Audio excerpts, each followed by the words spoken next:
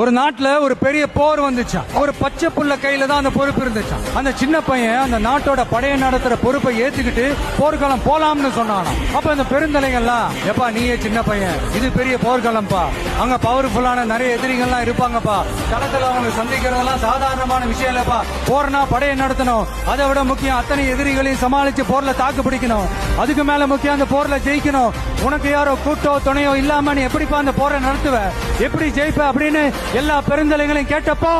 எந்த பதிலும் சொல்லாம போருக்கு தனியா தன் படையோட போன அந்த பாண்டிய வம்சத்தை சேர்ந்த அந்த பையன் என்ன செஞ்சான்னு கெட்ட பயசான அந்த சின்ன பையன்